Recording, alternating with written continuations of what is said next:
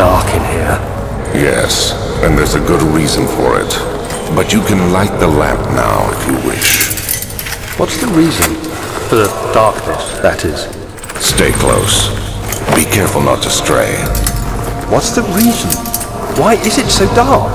Pay attention, Daniel. It's important that you keep going straight and make sure not to stray.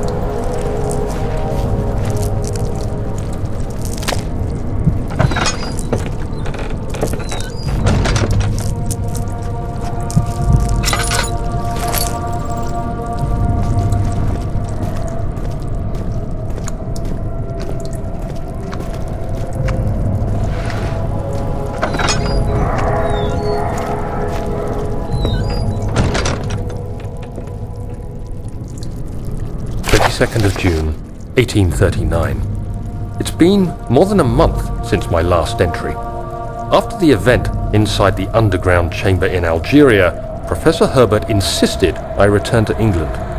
He said he didn't want to risk forfeiting the entire expedition lest I took a turn for the worse. An excessive decision, in retrospect, but I'm glad it turned out that way. I found my journal this morning in the haphazard collection of things brought home from Africa. Next to it lay the broken stone orb wrapped in cloth. I tried to assemble it, but couldn't. The pieces wouldn't fit together, as if they weren't from the same object. Could I have imagined it all? Was there ever a complete orb?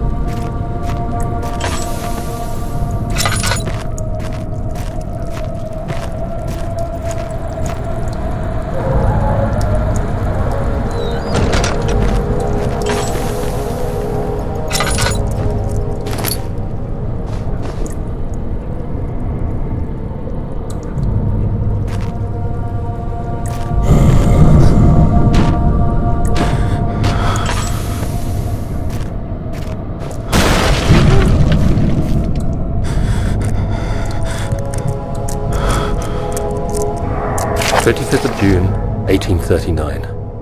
I feel the need to continue this journal, even though it was intended for my journey to Africa. This must be something very important. I just know it. I've taken it upon myself to piece the orb back together, but it's been more difficult than one might think. The pieces are behaving strangely. They seem to change color, shape, and texture, but ever so slightly. Yesterday, I took careful measurements and notated any significant markings. Today, I confirmed my suspicions. They were changing. I was terrified and rushed off to see the finest geologist in London, Sir William Smith. I approached the subject with care and we discussed how rocks change form. He told me about the nature of glass, how it eventually collapses on itself, like ice slowly melting over the course of centuries. Smith eased my mind a bit, but I can't escape the feeling that these shards have otherworldly properties.